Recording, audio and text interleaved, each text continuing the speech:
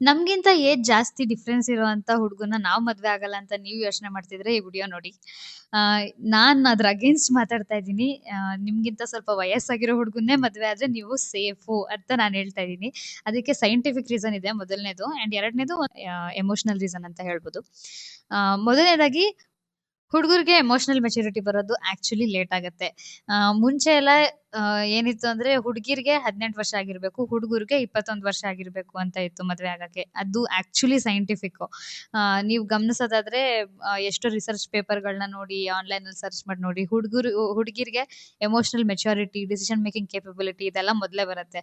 ಅದಕ್ಕೆ ಅಷ್ಟು ಚಿಕ್ಕ ವಯಸ್ಸಲ್ಲಿ ನಾವು ಮದ್ವೆ ಆಗಿ ಹೋದ್ರೂ ಈ ಇಡೀ ಸಂಸಾರನ ಹ್ಯಾಂಡಲ್ ಮಾಡೋ ಅಷ್ಟು ಕೇಪಬಿಲಿಟಿ ನಮ್ಗಿರತ್ತೆ. ಇದೇ ಟಾಸ್ಕ್ ನ ಅದೇ ವಯಸ್ಸಲ್ಲಿ ಗಂಡಸರು ಕೊಟ್ರೆ ಅವ್ರ ಕೈಯಲ್ಲಿ ನಿಜವಾಗ್ಲೂ ಹ್ಯಾಂಡಲ್ ಮಾಡಕ್ ಆಗಲ್ಲ. ಬಟ್ ವಯಸ್ಸಲ್ಲಿ ಚಿಕ್ಕವರಾಗಿದ್ ಮಾತ್ರಕ್ಕೆ ಎಮೋಷನಲ್ ಮೆಚುರಿಟಿ ಕಮ್ಮಿ ಇರುತ್ತೆ, ಅಂಡ್ ವಯಸ್ಸಲ್ಲಿ ದೊಡ್ಡವರಾಗಿದ್ ಮಾತ್ರಕ್ಕೆ ಅವ್ರು ಬುದ್ಧಿವಂತರೇ ಆಗಿರ್ತಾರೆ ಅನ್ನೋ ಯಾವ್ದೇ ಗ್ಯಾರಂಟಿ ಇಲ್ಲ. ಬಟ್ ಇದೊಂದು ಆವರೇಜ್ ನಾನು ಹೇಳ್ತಾ ಇರೋದು. ಅಂಡ್ ಎರಡನೇದು ರೀಸನ್ ಬಂದ್ಬಿಟ್ಟು ಪರ್ಸನಲ್ ಎಕ್ಸ್ಪೀರಿಯನ್ಸ್.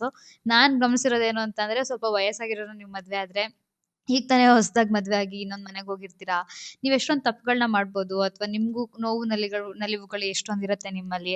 ಅದನ್ನ ಹಂಚ್ಕೊಳ್ಳೋದಕ್ಕೆ ಒಂದು ಪೇಶನ್ಸ್ ಇರುವಂತ ಒಬ್ಬ ಹುಡುಗ ಬೇಕಾಗತ್ತೆ. ಸೊ ಸ್ವಲ್ಪ ವಯಸ್ಸಾಗಿರೋರ್ನ ಮದ್ವೆ ಆದ್ರೆ ನಿಮ್ಮನ್ನ ಕಾಂಪಿಟೇಟರ್ ಆಗಿ ನೋಡಲ್ಲ. ಒಂದ್ ಸ್ವಲ್ಪ ಚಿಕ್ಕ ಹುಡುಗಿ ಅಡ್ಜಸ್ಟ್ ಮಾಡ್ಕೊಂಡ್ ಮುಂದೆ ಹೋಗ್ತಾ ಕಲಿತಾಳೆ ಅನ್ನೋ ಒಂದು ಮೆಚುರಿಟಿ ಅವರಲ್ಲಿ ಇರುತ್ತೆ.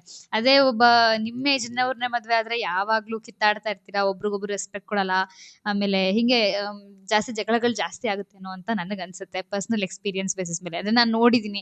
ಲವ್ ಮ್ಯಾರೇಜ್ ಗಳೆಲ್ಲ ಆಗೋದು ನಮ್ಮ ಫ್ಯಾಮಿಲಿನಲ್ಲಿ ಸೇಮ್ ಏಜ್ ಅವ್ರ ಜೊತೆ. ಸೊ ಅವರೆಲ್ಲ ಸ್ವಲ್ಪ ಕಿತ್ತಾಡೋದೆಲ್ಲ ಜಾಸ್ತಿ, ಬಟ್ ನಮ್ ರಿಲೇಶನ್ಶಿಪ್ ಆಧಾರ ಇಲ್ಲ. ಸೊ ಹಂಗಾಗಿ ನನ್ಗೆ ಅದ್ ಅನ್ಸುತ್ತೆ.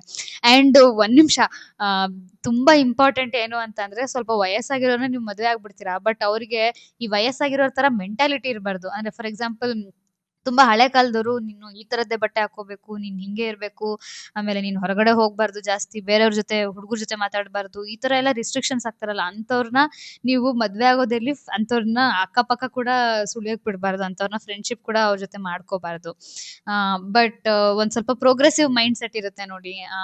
ಒಂದ್ ಸ್ವಲ್ಪ ಪ್ರಪಂಚ ಜ್ಞಾನ ಇದ್ದು, ಪ್ರಪಂಚ ಎಷ್ಟು ಮುಂದುವರಿತಾ ಇದೆ, ಅಂಡ್ ಹೇಗೆ ಗಂಡ ಹೆಂಡತಿ ಇಬ್ರು ಈಕ್ವಲ್, ಇಬ್ರು ಅನ್ಸರ್ಸ್ಕೊಂಡ್ ಹೋಗ್ಬೇಕು ಅಂತ ಯಾರು ಯೋಚನೆ ಮಾಡ್ತಾರೋ ಅಂತ ಹುಡ್ಗನ್ ಮದ್ವೆ ಆಗ್ಬೇಕು. ಬಟ್ ವಯಸ್ಸಾಗಿದ್ರೆ ಒಳ್ಳೇದು ಅಂತ ನಾನ್ ಹೇಳ್ತೀನಿ. ನಾನ್ ಲಕ್ಕಿ, ನನ್ಗೆ ಆ ತರದ ಒಬ್ಬ ಹುಡ್ಗ ಸಿಕ್ಕಿದ್ದಾರೆ. ನಿಮ್ಗೆ ಯಾವ ತರ ಹುಡ್ಗ ಸಿಕ್ಕಿದ್ದಾರೆ ಕಮೆಂಟ್ ಅಲ್ಲಿ ಮೆನ್ಷನ್ ಮಾಡಿ. Thank you.